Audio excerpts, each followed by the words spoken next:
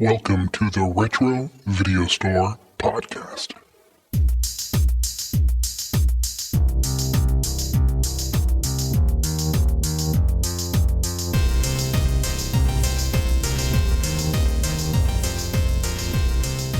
Welcome everyone to the Retro Video Store Podcast. I'm your host Eric. Hi, Eric. And that's my co-host Neil. I'm Neil. And who is still watching the movie? Dave. Dave is currently in the middle of watching the movie that we're talking about, so we'll see how much he can contribute. Today, though, is our tribute to Chuck Norris. And a long, long time ago, probably one of the first dozen or so episodes of the podcast when we started way back 6 years ago was Lone Wolf McQuade. In fact, we used to have Chucktober. So it was November of 2020. We tried to do our first Chucktober. And we quickly realized that there was only like maybe 8 really quality Chuck Norris movies. So Chucktober lasted 2 years. But every one Chuck Norris movie is worth like 50 regular movies. Yeah. So we're damn it, they're good. It's gonna be my new swear. Chuck damn it. Everybody feel free to use that. Chuck damn it. But this one is to me, this is the most Chuck Norris of Chuck Norris movies. Lone Wolf McQuade from 1983. What a movie. We're going to talk about it. I may have a few things to say about the legend of Chuck Norris. Yes. Yeah. Yes. Dave, and before you guys talk about... I'm sorry, Neil, go ahead. No, I just wondered how Dave's move was going. Are you all moved in? It's going good. Fold up all your linens, because Chuck Norris can fold a fitted sheet.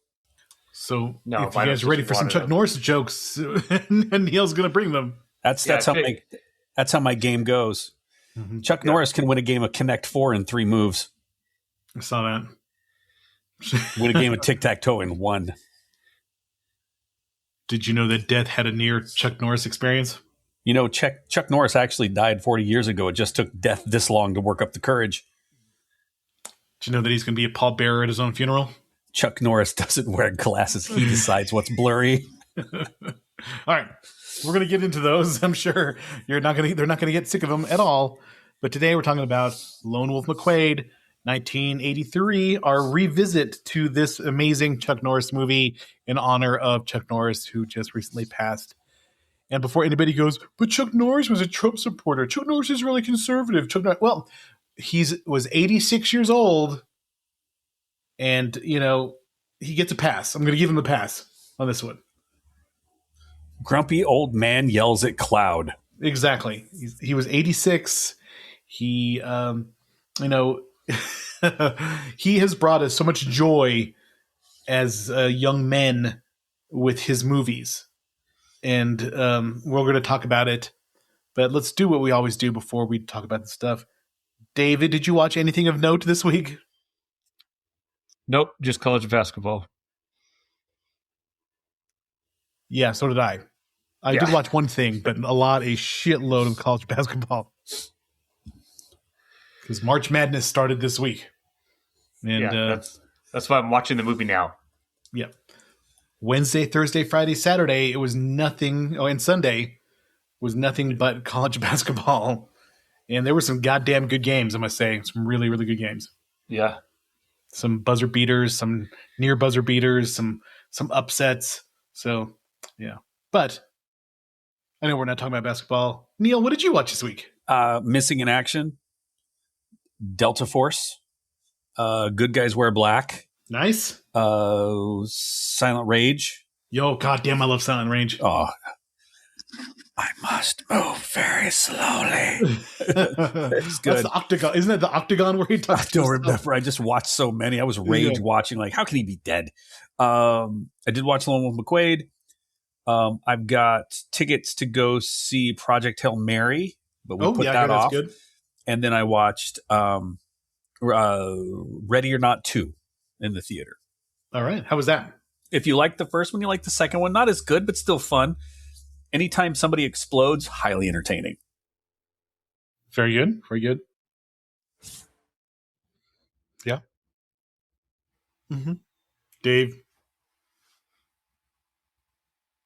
Eric, what did you watch? Yes, thank you. Dude, I'm muted blowing my nose, you bastards. I'm not taking any guilt over this one. If you want to hear me blow my nose, I'll be happy to unmute and ask you what you're watching. What did I watch?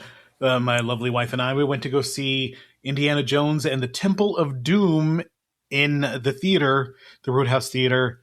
We had a nice dinner and watched the movie at the same time. I really enjoyed the Temple of Doom, except for all the yelling. Oh my God, there's so much screaming in that movie. I thought Goonies was like the peak of kids screaming in movies. Oh, yeah. Nope, Temple of Doom beats it. It is constant screaming by Short Round. Short Round, yeah. Willie is even worse. She is a, and we just talked about this right before we came on the air about the 80s nag, the 80s female nag character. Oh, looks like you're sneezing too. The allergies are starting to hit.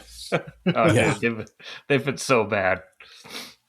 But Willie in You see the doctor about those allergies? not yet. Not yet. Yeah. Yeah. Willie in Temple of Doom is the complete opposite of Marion. Marion Chuck Ravenwood. Norris was in the hospital when he was born. He actually built the hospital he was born in. Mm. Chuck Norris did, yeah. After he was born, he drove his parents home. When he graduated and left the house, he told his dad, "You're the man of the You're house the man now. So When Chuck Norris was 18, his parents moved out. So Marion Ravenwood is the best female character. She's tough. She can drink. She's smart. She's hot. Willie in Temple of Doom is. Did you just call Marion hot? I thought she was cute. What the fuck, dude? I thought she was cute. Okay, sure. Karen Allen was cute. Okay. But Willie is a lot like the girl in American Ninja, where she's just there to bring the hero down with nagging and, oh, my shoes. Oh, this is awful. Oh, no. The entire fucking movie. Short Round is always just screaming near death. Actually, as a kid, it really, really bummed me out when Indiana Jones, who drank the black blood or whatever it is, and was possessed, he smacked the shit out of Short Round. And this time I kind of laughed, kind of chuckled to myself. I'm like, somebody needed to smack this kid. But it was serious. That was really hard because he's got some vision deficits. Who does? Oh, that Short Round. He had some vision deficits, but not Chuck, because Chuck Norris can speak Braille, so he never has a problem with that. Yeah. What is got a good one? I don't think I can work this one in anywhere. There are no bridges named Chuck Norris because no one can cross Chuck Norris. Yeah, I remember that. God damn, I love What that is my favorite one about this cat? Chuck Norris trained his cats to scoop their own litter because Chuck Norris doesn't take shit from anybody. Yeah, it's my favorite. Did you know that right now Chuck is sending us all the thoughts and prayers? Right, I just want to spend the whole one telling these jokes. It's going to be so sad that there's going to be kids that are going to be birthed into this world that won't appreciate Chuck Norris. Yeah. Across the country. All across the country. Speaking of all across the country, do you know Chuck Norris had to get a concealed weapons permit in every state just to wear pants? I saw that one too.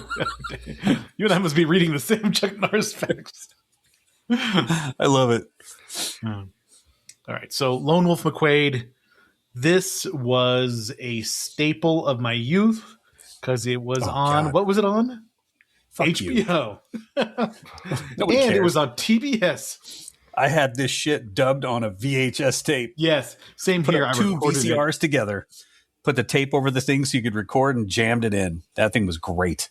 Yes. I had seen this one, taped it off of HBO, watched it a million times, and his daughter sure takes a lot of punishment in this movie. You know what though? He doesn't really. It doesn't bother him as much. You can get his woman, you can get his daughter. Who do you not fuck with in this movie? The dog, obviously. The dog. You don't mess with the dog. It's going to put him over the edge. Yeah. So, Lone Wolf McQuade, 1983. You want to hit us with the Internet Movie Database tagline? I sure can. After helping the local police with some horse thieves, a Texas Ranger aims at a drug lord with arms trades as well. They're interested in the same woman, and they're both into martial arts, which I would call David Carradine and martial arts very loose. Very loose. And I always like the snake technique that he oh my God. What's the strangle yourself while you jerk off technique? It's still one of my favorite quotes when even David Carradine told the story that Chuck Norris said, "I'm as good an actor as you are a martial artist." Yeah. Chuck knew his limits. Yeah, he knew he wasn't going to win any awards, but he knew that if it came down to it, he could freaking punch you in the face.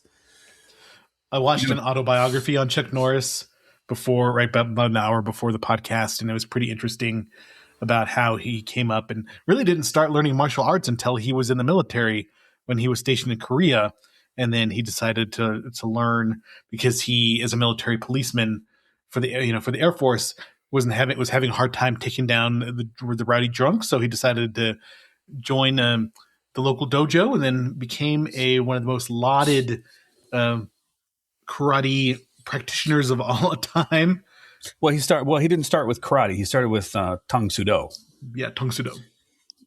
And then he studied some other styles. But I think, and I'm just going to go on as somebody who did martial arts for a very long ass time, is that he looked to be well-rounded. When he figured out that he couldn't do anything if somebody grabbed a hold of him and took him to the ground, he started studying jujitsu. So he really understood the importance of mixed martial arts. And I know he founded his own group, which the name eludes me right now. But emphasizing that you've got to fill in gaps. You can't just do one thing. You got to do multiple. Is a BJJ black belt from the Machados, so that's fucking legit. Up. Can't get any more legit than that. Yeah, and Machados were a branch of they branched off of the Gracies. Because Helio went to Japan, learned jiu-jitsu, and then took it back to Brazil, and then kind of changed it. Although some of it's become a lot of butt scooting and guard pulling, but there's still some good stuff out there. Yeah, so Chuck Norris definitely legit is a martial artist. I sent Neil a video of him, and he's like in his 50s, and he's practicing kicks, and his kicks sound like goddamn gunshots. And a switch kick too. Who's holding the pads, which is even cooler? Benny the Jet Urquidez was his last name? Urquidez. I'm not sure the correct pronunciation. David, what do you have to say? David has something to add. Well, Neil, the Chuck Norris founded the United Fighting Arts Federation. UFAF. Yeah, which originally known as Chun Kuk Do, recognized as the Chuck Norris system, founded in 1990s. Yeah. So he wasn't just about the Bowflex, which I do remember him in. Was it Christy Brinkley at night? Not the Bowflex. It was the Total Gym. Oh, the Total Gym. Yes, the one that lean that you did something. Dude, I fucking bought a Total Gym because of that guy. Yeah. So, Lone Wolf McQuade, released April 15th of 1983. Director Steve Carver. Steve Carver did a lot of exploitation movies. A few of them are pretty funny. He did Johnny Got His Gun as an assistant director. That's not funny. That's a really kind of serious one. If you've seen Metallica 1, then you know. He did a movie called The Arena, also known as Naked Warriors. Big Bad Mama. Okay. He did with Angie Dickinson. Yep. A movie called Capone. A movie called Drum. And then he did Fast Charlie, the Moonbeam Rider with David Carradine. Let's talk about David Carradine really quick. Do we have to? He exudes sleaziness. No matter what he's in, he just seems sleazy. And, even in the Kung Fu, which my dad and my grandpa used to love Kung Fu. I love that show. And I used to love that show too. And I there's something about him. He just seems like a sketchy dude. And if you read his anything about his biography, he is a sketchy dude. He's a sketchy dude. I mean, Bill, great. Yeah. I think that was the pinnacle. And if you ignore a lot of the other shit, he's just fine. Just focus on Bill. So he also directed An Eye for an Eye, which is a Chuck Norris movie with him and Christopher Lee and Richard Roundtree. Lone Wolf McQuade, movie called Oceans of Fire. Look at the poster for a movie called Jocks, a 1987 teen comedy. That would be one you would see at the video store. Oh, no, I've seen this one. I read Jocks. Yeah. Did a movie called Bulletproof with Gary Busey. River of Death with Michael Dudikoff in 1989, and then just kind of trailed off after that. He died in 2021, but Steve Carver did some trash, but respected for doing some some trash. So you got to have some B movie directors, you know. You got to have those people who worked for Corman and for New Line and all the other sleazy places. You need these people making a living doing some stuff that maybe other directors would pass on, but he was made for Lone Wolf McQuade. It was distributed by Orion Pictures, budget of $5 million, but tripled its budget in the worldwide gross, made $15 million, became a staple of 1980s VHS culture. And who was part of 1980s VHS culture? Raise your hand. If you can't see, hand is up. Yeah, hand is all up. three of us have our hands up as part of VHS culture, because that is what this podcast is all about. Shot on location in El Paso, Texas. Chuck Norris was kind of hesitant to play somebody who was such a gray character because he thought about, hey, what are the kids going to think? But I think Steve Carver did the right thing and said, hey, man, you need to be just a pure badass.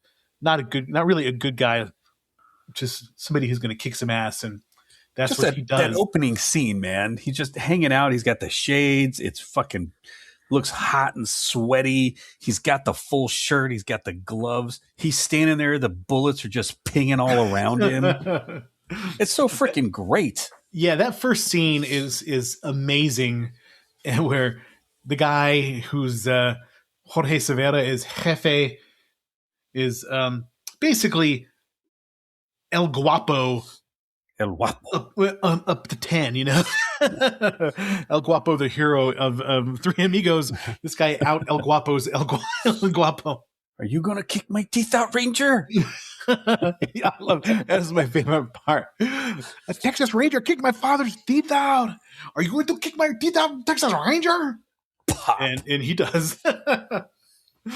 Yeah, that first scene, Ghost written by John Milius to punch up the script. They needed that intro, and John Milius wrote that intro. And if ever two people converging perfectly together, Chuck Norris and John Milius, that is just a perfect intersection. John Milius, of course, directed Conan the Barbarian. Another, I guess, would say is the reason we do this podcast. The number one movie in our minds, Conan the Barbarian. Yes. John Milius wrote the USS Indianapolis scene in Jaws. He wrote some of the voiceover for Apocalypse Now. How great would the Anvil of Crom sound when Chuck is first getting out of that truck? We just had a little sip of something. Boom, boom, boom, boom, boom, boom, boom. These guys are coming in. The horses are all over there. It is one hot, sweaty, greasy-looking movie. Yeah, this is a sweaty movie. But I guess El Paso, Texas is sweaty itself. But I love the soundtrack on this movie, though. It's got that spaghetti whistling organs, during the final, duel. There's the organ going off. Just amazing. About as perfect as you can get. This movie was one of my favorites as a kid. Cast, of course, you got Chuck Norris as J.J. McQuade, David Carradine as Rowley Wilkes, the bad guy, Barbara Carrera is Lola Richardson, and I'm going to give a shout out to my stepdad Carl for Barbara Carrera. He loved him some Barbara Carrera. Can I All I can think of when you say that is your stepdad going, "Wow, she's a really good one." in that accent, she's a really good one. Yeah, That's all I could see. He enjoyed himself some Barbara Carrera. Robert Beltran is Deputy Arcadio Ramos, aka Keo. Or Chakotay from Voyager. From Voyager, yes, that's what everybody mostly recognizes him from. L.Q. Jones is Dakota Brown. Dana Kimmel is the Sally McQuade. You may recognize her from Friday the 13th, Part 3, as the final girl who escapes Jason twice. Once with a creepy, kind of insinuated, creepy encounter with Jason, and of course at the end. But she is Sally McQuade, and she takes a beating in this movie. She's like getting kicked off of horses, getting beat by drug dealers. Even Rowley, our bad guy, knocks her to the ground. She gets cut up, shot up. She's got some problems, and also shows her boobs in a movie. Which movie is this? I don't know the name of the movie. All right, so let's talk about the critical consensus really quick. All right. Critical consensus. Roger Ebert rated the film 3.5 stars out of 4 and compared Norris and his character favorably to the roles Clint Eastwood used to play in spaghetti westerns. Vince Canby of the New York Times called Norris good because he did not have the letters on his typewriter to spell the words excellent. And further noted, the plot set in and around El Paso is unimportant and nonstop, like an old-fashioned Saturday afternoon serial, which isn't at all bad. Steve Carver, the director, understands that in such films, action is content. Todd McCarthy of Variety wrote, fans of Soldier of Fortune magazine will think they've been ambushed and blown away to heaven by Lone Wolf McQuade. Every conceivable type of portable weapon in the world market today is tried out by the macho warriors on both sides of the law in this modern Western, which pits Texas Ranger Chuck Norris and his cohorts against multifarious baddies who like to play rough. It's a really sketchy way to end that sentence, Todd. It's a really sketchy way to end that sentence. Baddies who like to play rough. These baddies are you will be God raw dogged by the action in this movie. In his Hollywood Reporter review, Dwayne Berg calls Lone Wolf McQuade a white hat versus black hat showdown that builds to a memorable karate versus kung fu duel between Chuck Norris and David Carradine, mixing the grit of anti-establishment cop thrillers with the sweep of classic westerns. Berg praises Roger Sherman's expansive El Paso cinematography and Steve Carver's tight, vigorous direction. That sounds like it should have been up there with baddies that like to play it rough. Todd with McCarthy. tight, vigorous direction. So does the next sentence. This film is visually driven. Unabashedly action-oriented ride. You know, David, I thought I heard the same thing said about you in Farmington a few times, that you're an unabashedly action-oriented ride whose flat dialogue is outweighed by its slam-bang pacing and spectacle. Way to go. Gene Siskel of the Chicago Tribune gave the film 2.5 stars out of 4 because he's a giant piece of shit, and said the rhythm here is 7 minutes of action followed by a minute of dialogue followed by another 7 minutes of action. For a while, I was laughing at all the explosions. Eventually, though, all the noise became annoying. The only annoying noise in here, Gene, would be you disrespecting this movie. Kevin Thomas of the Los Angeles Times thought that the film, like its predecessor, Forced Vengeance, becomes so numbingly violent that it's a turnoff about a third of the way through because of all the baddies and vigorous action. The cinematography will hit you all over your face, neck, and chest.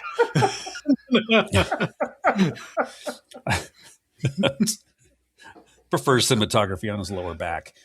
Jimmy Summers wrote in Box Office Magazine, Chuck Norris still doesn't have the screen presence to achieve his often repeated wish of becoming the next John Wayne, but as long as he keeps his feet and fists flying and stays relatively quiet, he's an effective action hero.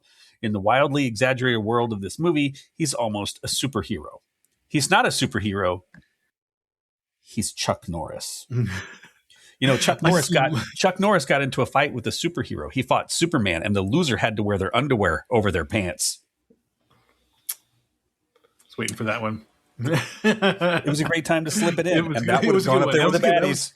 That was a well-timed one. Yes. Thank you. As of July 2024, the film has a score of 57% on review aggregator Rotten Tomatoes based on 7 reviews because most of those people reviewing it are stupid.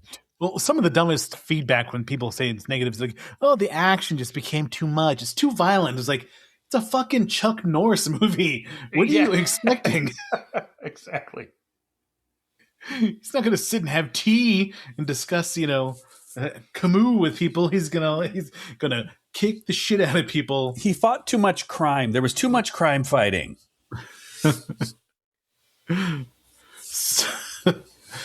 So the movie, one thing I love about the movie is how everybody is either chastising McQuade because he does it too rough. He goes against against the Texas Ranger creed.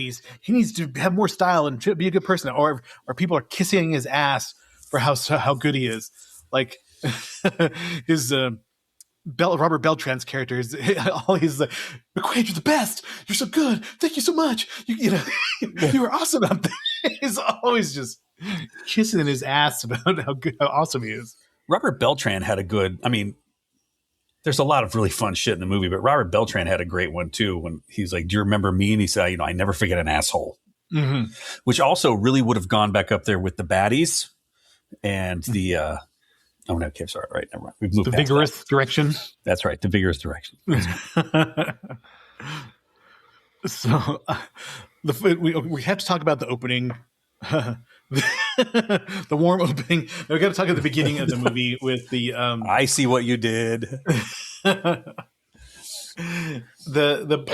a perfect beginning to the movie. Just got it right on, Dave. The beginning of the movie is so perfect because you want to see why he's such a badass, and he is such a badass. All the other cops are so fucking incompetent. They get captured so easily by Hefe and the rest of the horse rustlers. I mean, what was their fucking plan just to get caught? And one thing that is amazing about Lone Wolf McQuade is that he is insanely accurate with what? Everything. But with an Uzi, though, he has pinpoint precision with the Yeah, but he does. He's spinning around. Somebody asked Chuck Norris, is like, how many bad guys do you think you can shoot? And he replied, all of them. Yeah. Well, he does that, all of them. And the thing that does bother me is that he's up there with a fucking sniper rifle with these special bullets, and he's shooting cars, and one guy shoots at him, and he shoots him. Why doesn't he just kill the head bad guy? Like, center, right in the head, kill the bad guy. Because he's got other plans for that guy. Yeah. He's got to kick his teeth out. That's right. He knows the exact number of bad guys he needs to kill because Chuck Norris can divide by 0. Yeah. He counted to infinity twice. He knows the last number of pi. So he is so awesome and so deadly that, so I guess I was watching a thing about the making of the movie. I just remembered one. Sorry. Go ahead. I fucking tickled myself. Did you Chuck Norris actually resurrected from the dead in 2 days because he wanted to show Jesus he was being a pussy for needing 3. Mm. Yeah. I have another Jesus Chuck Norris joke. Okay. Jesus may walk on water, but Chuck Norris can swim through land. All right. You don't grasp the love I have for these jokes. So he's such a nonconformist. He shows up to an awards retirement ceremony for his mentor, and he's drinking a beer, falling asleep. He's just. And the captain's, what does a captain always do in these movies? My office, 20 minutes. And they got to get your ass chewed by the captain. Okay. So I don't know if this is going to make much sense. I don't think I've posted any, but his mentor, whose name escapes me, the videos of Dakota. Yep. You know the videos of the guy on Instagram that I send you, that he has the gray hair and the mullet and the big old mustache, and he lip syncs, but he's horrible, and he does the same dance move over and over. Mm-hmm. He and Dakota remind me of each other so much. Yeah, he does look a little bit like him. Yes. Now I got to start. You know what, Dave? Next time I come across one of those, I'm sending it to you too. Okay. Neil You're has this welcome. love for sending us the most cringy videos of all time, and he enjoys it, but they're just They make terrible. me laugh so much. I love them. I can even before I watch them, I go, "Oh no, this is going to be particularly bad one." And So, the first time you saw this movie, okay, 'cause I saw it when it came out. I saw it in the theater. I saw it with my mom. Okay, Dave's still watching the movie. I just the side just happened, or the scene. He's like, "You remember me, Gringo, or whatever?" I can't remember. He shoots him. He's like, "I never forget an asshole." There you go. So the first time you saw this movie, and they go to Chuck Norris's house, yeah, as I think I was like 10 or 11. Was that not the most rad house you'd ever seen in your whole life? That looked like that, because first off, it looked like so many places I'd seen in New Mexico. But I thought, to myself, that's how I want to live. I want to live like that, man, out in the middle of nowhere, my own way. Did you not think that he had such a fucking rad house? Fuck yeah, that was the ultimate bachelor pad. You got your own shooting range out back. You got a heavy bag hanging. You got a fridge full of beer. Yeah, and you can just roll around on your stomach with no shirt on, shooting up targets. Brill up bags full of sand. you get the water hose going like that, and chicks are gonna jump on you, and you're gonna start. It'd be great. Yeah, it was awesome. That'd be awesome. I wanted to live that. In fact, as a kid, and I know you did the same thing, I set up my own Ninja Star target range in my backyard. Oh yeah, I did. And I have a scar on my forehead from shooting my BB gun in the backyard, and it bounced off a metal pole and hit me right in the center of the forehead. So when we lived way outside of town, and we lived right near the border of the res, near the hogback, they went and they redid all the power lines, and they just left those big wooden spools. Those things. I maybe pushed one of those things 2 or 3 miles one afternoon just so I could have something to throw my stars at. Yeah. I felt so good about that. I was like, man, this thing is great. Mm-hmm. And this was the influence of Chuck Norris on our daily lives. We needed to have nunchucks, throwing stars, BB gun range, and just an area where you could practice martial arts in the backyard. Yeah. Did you know Chuck Norris can believe it's not butter? I can't. He's the only man that can do a wheelie on a unicycle. I saw that one. So he's getting, reprimanded for his reckless behavior, and he gets KO as his partner to soften up his image to everybody. And what was one of the coolest things? Neil's dying. Go ahead. Chuck Norris lost his virginity before his dad.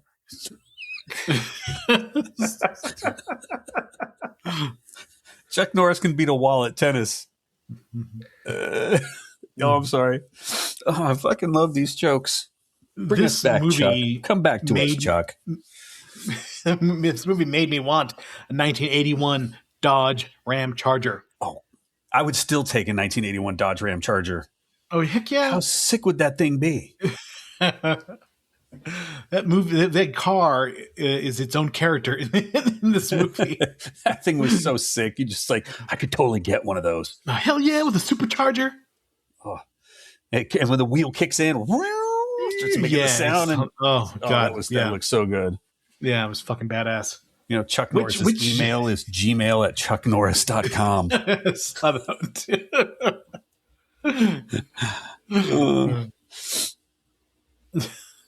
He's the only man that can email a roundhouse kick.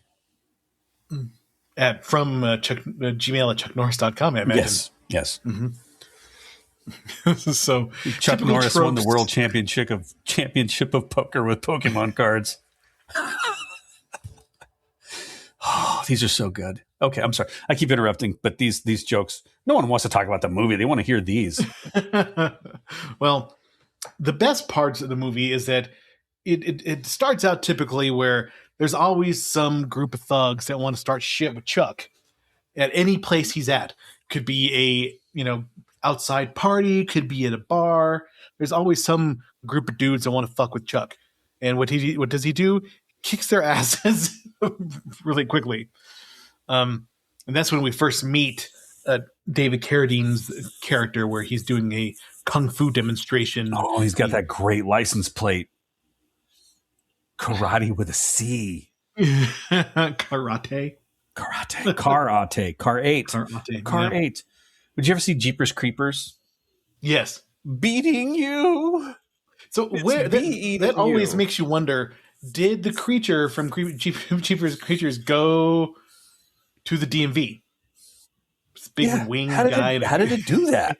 How did he do that? Yeah, how did he go get that license plate? You know what freaks me out even more than that is how Chuck Norris can unscramble an egg. Yes. Can unscramble it. Mm-hmm. You know, Chuck's calendar goes from March 31st to April 2nd because no one fools Chuck Norris. Okay, that's a good one. All right, that made me laugh. So it's got all the cop cliches. He's a lone wolf, hence the title Lone Wolf McQuade. He doesn't want to break in a new partner. He doesn't give a shit about anybody. He just wants to go catch the bad guys himself. And I guess there was really a Texas Ranger that Lone Wolf McQuade is based on. And he's like a guy who shot 73 people in the line of duty. Holy shit. Yes. So real. Wow. Wow. There's a YouTube channel called Weird History. And there's another one. I think it wasn't off of the Weird History one. That was the biography of Chuck Norris I watched. But there was this one, they talked about the making of Lone Wolf McQuade and how it was based on a real character. And the guy had like tons of felony arrests, but also shot 73 people in the line of duty. You could not do that in these days in law enforcement. They would put you on an early intervention program and then you would be out. That is double tough. Yeah. Oh, man. You know what's really tough is Chuck Norris can cut a hot knife with butter. Nothing for that one. I thought that one was pretty good. I'll give you at least drums. So hold on. There you go. So you want to see the showdown between David Carradine and Chuck Norris, and they just tease it out a couple of times where, you know, he wants to come up. Hey, do you want to wager on a fight? He's like, I don't fight for money. So you're like, aw. And then he fights a bunch of David Carradine's character's thugs, and then he wants to challenge him, and you're like, oh shit, here's going to be about to be on. And of course, Lola, the girlfriend, says, and she breaks it up. And you guys are so macho. We're here at the horse track. We can't fight. Yeah, it's really hard because Chuck Norris, they didn't usually let him into anywhere with horses because he uppercut one once and made giraffes. Mm-hmm. I didn't see that one. Dude. So what was the weird guy that they captured and took to Chuck's ranch? He is in a lot of movies. He was like in so many things. He was so recognizable. Yeah, he's definitely that guy let me look it up on the Internet Movie Database. But you see this guy and you're like, I've seen this dude in a shitload of movies. His name is Snow in the movie, but he's played by William Sanderson. And William Sanderson has been in a shitload of movies. Although he's still acting right now. Or 2023 is his last credit, but I remember him in obviously this movie, but he was in a Walker Texas Ranger, so he must be a friend of Chuck Norris. Chuck Norris can only have sex on his back because he doesn't fuck up. Mm-hmm. Nothing? That's a good one, man. That's a good one. He was in the X-Files. I think I remember from that. He was in The Rocketeer. Sometimes They Come Back. Deadly Weapon. Lonesome Dove. Black Moon Rising. Streets of Justice. Fletch. Lone Wolf McQuade. China Lake. Knight Rider. So we can read this, but Chuck Norris jokes make people roll their eyes. Okay. Okay. Coal miner's daughter. See how it is. You know, Chuck Norris doesn't teabag, he potato sacks. All right. Thank you. All right. Going back to the movie. It's just you kind of, it does slow down a few times where you're waiting for the action to kick back in. And when it finally does, it's worth it. But there's a lot of like, you know, when Chuck, well, everybody remembers the time where he gets buried with his truck. So badass. Got to crack the beer. I looked up, if you scroll all the way down, I included a picture of Pearl Lager beer. Pearl beer. and it really makes you want to find some Pearl beer. Really but want it's to. only brewed in small batches and released in Texas and Oklahoma. You can't find it widely anymore because the Pearl Beer Company got bought by another bigger brewery, and it now only comes out as like a boutique beer. Well, if you can't have that, just have yourself, a lovely beverage, possibly something on ice, because Chuck Norris likes his ice the same way he likes his skulls crushed. I think that everybody remembers him getting the Charger out of being buried. It's such a badass scene. The supercharger kicks in and he pulls out of the ground, running over people, and then he's got his little rehab stint where he can't fire the gun anymore. It's got a little injury, but you know what he can do? He can sidekick his whole house down. Yes. He's the only man that can sidekick his whole house down. Mm-hmm. Oh, and they kill his dog, which we talked about. That's the ultimate transgression. Truckers. You can beat his daughter, smack around his girlfriend, bury him alive. Just don't kill his dog. Don't kill his dog. Yeah. That led him to do some really horrible things because he killed like 10 people with a grenade, and then he pulled the pin. Yeah. So he and the FBI guy, you go. Chuck Norris once ate an entire birthday cake, but his friends were too scared to tell him there was a stripper inside. Oh, these bring me such joy. I had a shitty day, man. Don't ruin this for me. Let's go. David, what part are you on in the movie right now? I think it just ended. It just ended? All right. Freshly done. What is your opinion of the movie, David? It's entertaining. It is. Come on. It is complete Chuck Norris. And Tubi has that's where I watched it. It was on Tubi, and there's so many Chuck Norris movies. But yes, there are. It was fun. Heck I thought it was fun. Yeah, it was. I remember we did this one a long time ago, and yes. I think it was one of those that I just had playing in the background, and then we recorded. Kind of like right now. It's kind of not much has changed over the last 5 years. But I actually watched it this time. Mm-hmm. It was good. Yeah, I enjoyed it. Now I can see why you nerds grew up the way that you are, and yeah. Well, going back to it as a kid and just kind of the legacy of Chuck Norris, there were two badass dudes, and Bruce Lee, and then Chuck Norris. And then obviously Bruce Lee died, so he had that legacy going already. But Chuck Norris was like a living legend. He was one that was, you knew was a fucking badass, and such a badass that Bruce Lee put him in the movie, as one of his, final bosses in that movie. And that was a pretty kick-ass fight scene as well. So karate and kung fu movies were so huge and important to kids Neil and I's age, and to a certain extent David's younger than us, but I think as kids we loved us some martial arts movies, man. Dude, that's what got me hooked. That's what. And you want to know the interesting thing? Let's take a total aside. I was in Japan, and we had got done training, and we're all kind of sitting around, we're drinking, we're all hanging out in this little restaurant, all sitting down on tatami mats drinking beer, and they're asking what got people into martial arts, and then everybody's going around the room is like, oh, I watched a Zatoichi movie, oh, I watched a Yojimbo movie, oh, how about you, Chuck Norris, how about you, Bruce Lee? And it's this is the kind of stuff that inspires people to go out and learn how to do this. Yeah, it did me.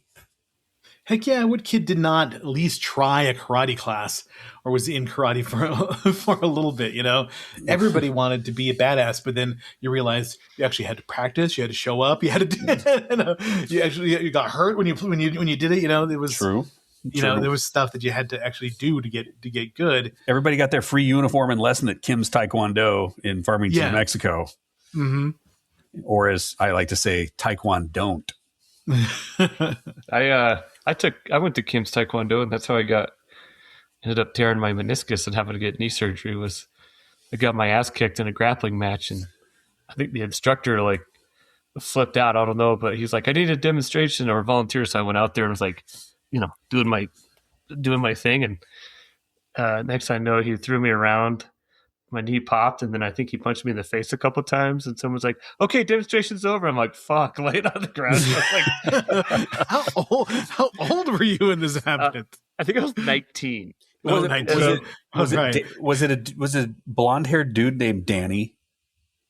If I saw a picture of it, I'd remember. But it wasn't like it was. Okay. And I used to see him in college. I'm like, that's the fucking guy. I'm crutching around after my knee surgery. I'm like, that's the guy. And I literally never went back. I would put money on it was a dude named Danny, because I went there I got invited to go there, and he kind of tried to do the same thing with me because I didn't do Taekwondo. And he's like, "Oh, let's get you up here and see what you can do." And so when you're doing something like 2 miles an hour and they speed up to like 7 miles an hour, and you're like, no. I bet you that guy's a fuckhead. Danny, if you're listening, fuck you. You're a bitch. Danny. You're a bitch, Danny.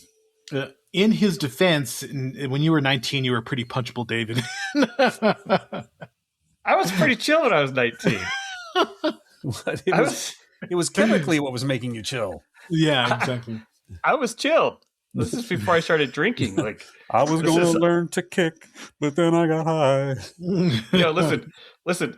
At the time this is happening, my dad didn't have a job.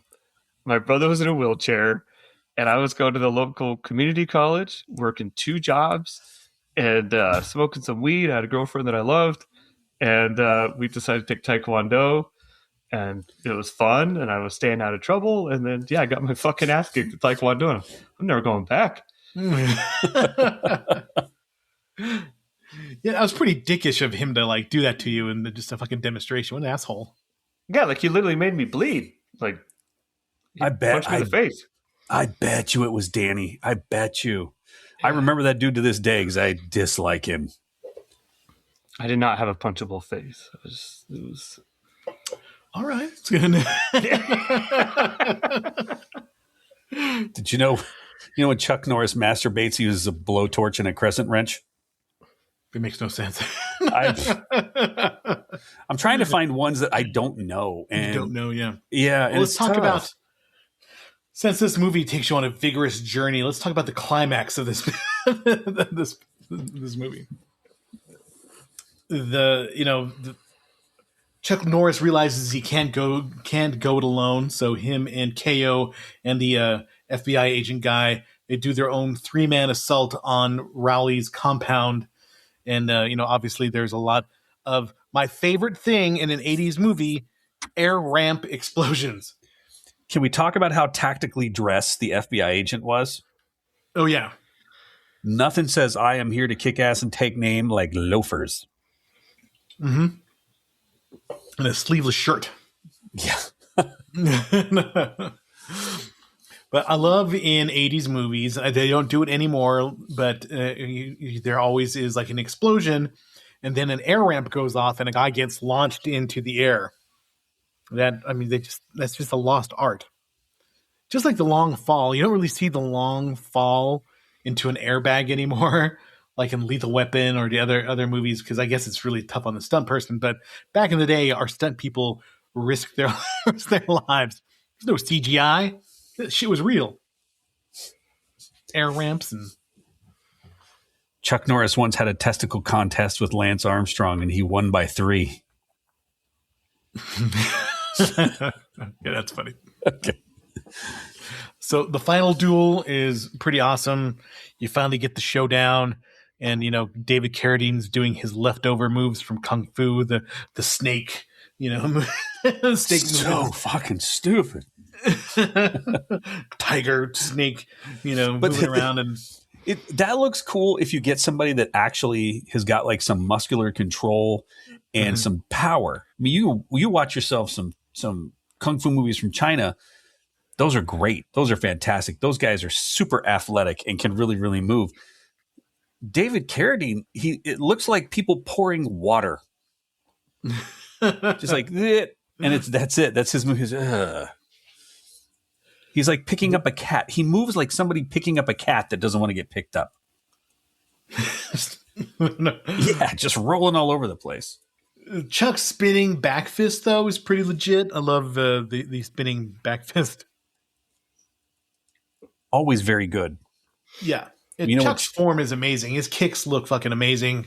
Yeah. Because he is, obviously a legit martial artist. And, I'm sure he had to slow things down quite a bit for David Carradine to follow along. But, when Chuck goes to the beach and takes his shirt off, the sun gets a Chuck burn. No? All right. No, fuck you right. then. Let's keep going. David, what'd you think of the climax of the movie? Yeah. I thought the three people went and really just had it all out there and throwing grenades. You could, like you said, like the long fall, he throws a grenade on the roof of the one guy, like, one goes flying forward. Yeah. And then the dozer like running into the thing and all that stuff. But I thought it was like the Uzi. We talked about the Uzi a couple episodes ago. Like in the 80s, every bad guy like had a fucking Uzi. Yeah, totally. And Switchblade. And after they fight, he gets the Uzi out. And just like when he shot the nerd guy in the house, like lights up the whole thing, and then it's like they show the dead body. And there's like one little bullet hole. Well, then he shoots the lady. He's like, and it's like, she's got one little hole. Like she's not just completely like RoboCop style, and then, but yeah, the fight, like David Carradine's so bad at the fight, and Chuck Norris is like getting his ass kicked, and then he throws he runs, he's dodging the bullets, and he throws the grenade, and it was great. I guess that scene was kind of hard to film because I watched one of the makings of, and they had a problem with sanitation. So Chuck Norris had to pee into the gas tank of a truck. That truck became Optimus Prime. I was waiting for that. I love the end though, because I love when there's an explosion and the gas can shoots up in the air or an oil barrel or something. That's just prime 80s action cliches. The grenades, I'm gonna give number one gas tank thing exploding, barrel exploding. Number one goes to Chuck Norris. Number two is going to go to Arnold Schwarzenegger. He has some good exploding barrels in a few of his movies. Oh yeah, Commando was one. Commando and True Lies. Yeah, and they're on the island. That was pretty good. Yeah, but Commando has air ramps. And he's beheading people with saw blades, and that's peak as well. We had it so good in the 80s with our action movies. There's that one billboard that shows there's what's showing at the movie theater. One is like, okay, RoboCop, The Predator, Aliens, and like a Princess Bride or something like that. There's this just all at the same movie theater. What the fuck? That's the greatest lineup ever.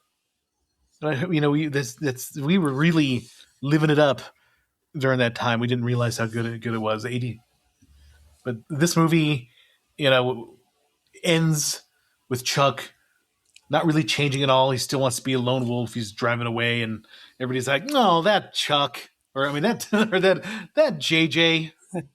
Ends like a sitcom, whatever. Oh shucks! When the Earth first formed, it wasn't rotating until Chuck decided to go for a jog. Mm-hmm.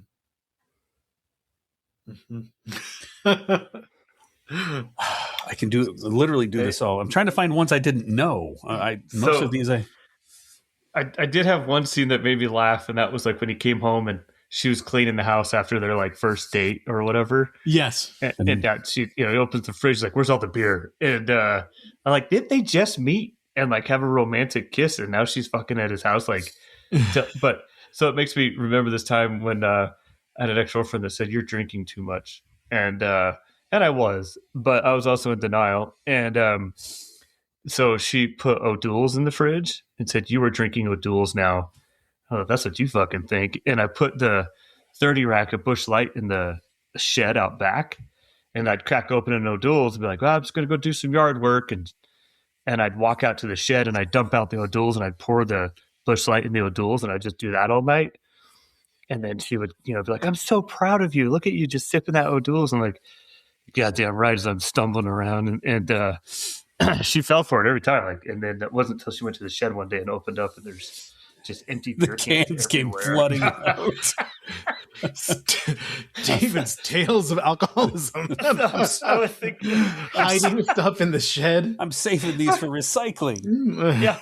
And I was thinking about, anyways, years later, that's the shed that I got drunk and burned down on purpose, and then the police and fire department showed up. But that was I don't know why that like little scene just like brought back all those painful memories. Well, it reminds me in a way of Bloodsport, where the reporter and Frank Dukes have to sleep together one night, and then the next time she's like, "What are we? What's going on with us?" She's like putting all this pressure. Like, we just had sex, lady. What are you doing to me?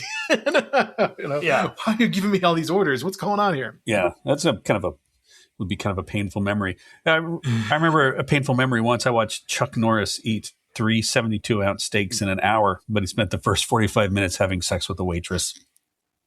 All right, that was kind of fun.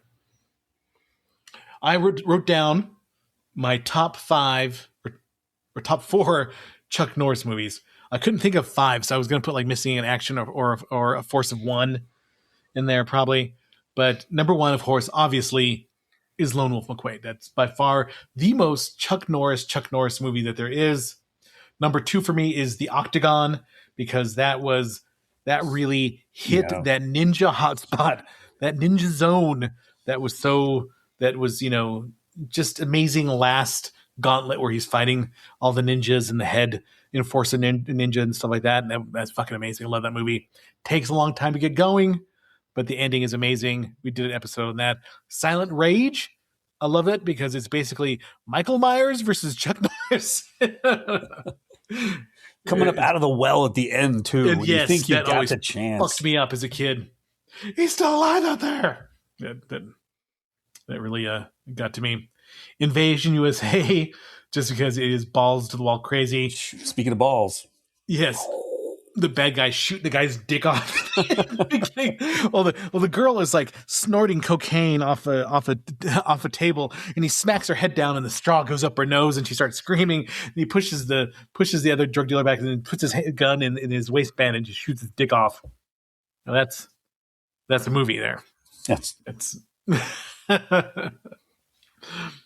But I think as the 90s and stuff came up, it was Chuck Norris kind of softened his image a little bit. So you got to watch the early Chuck Norris movies to get the full effect. And then he moved away from the kung fu movies, the martial arts movies, when he did the Missing in Action movies, which I never really care for, Missing in Action. So I'm more of the purist of the martial arts Chuck Norris movies. How about you, Neil? What would you say is your top 4 or 5? So it would definitely be Lone Wolf McQuade. It would definitely be Silent Rage. Just because both of those I watched with my mom, who loved watching Chuck Norris kick some ass. Invasion USA is up there just because. I can't. Every time I see this, when I'm cruising around on Tubi or somewhere, all I can think of is you going, he shoots the guy's dick off, and you never fail. You never fail to disappoint, because that's what you always bring up. This is the most memorable part of the movie. Yeah, it would be those. Those are the tops. David, how about you? This is going to be popular, what I say. But I have a confession to make, is I did not watch a lot of Chuck Norris movies growing up. So I don't remember a bunch of them. We have failed you.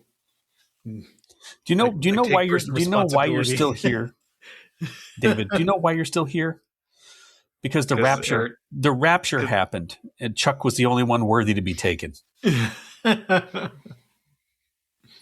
I'm still here because Randy Macho Man Savage died on the day of the rapture, and that's a great. You sent that picture. That was badass. He dropped the that's flying my favorite elbow. picture when he dropped the flying elbow from the top cloud. But no, I'm sorry, I just did not watch a ton of Chuck Norris movies growing up, and we didn't. Yeah, we just didn't. Well, a fitting tribute, David. Thank you. No, but rest in peace, Chuck. You brought us a lot of joy, especially to Neil and I as kids watching these movies, influencing us enough to build makeshift martial arts training grounds in our backyard. I put one of my favorite Chuck memes at the end of the notes for you. Yeah, Van Dunn does epic split, but Chuck Norris is driving both trucks. That's right. Mm-hmm. Did you know that if you can actually tunnel all the way underneath China, there's a little sticker that says "Made by Chuck Norris"? Mm-hmm. So next week we're going to do the movie that we're going to do, supposed to do this week, but Chuck Norris died, so we moved this episode up a couple of weeks. Chuck Norris can wake a sleeping bag, Eric. Chuck Norris can wake a sleeping bag.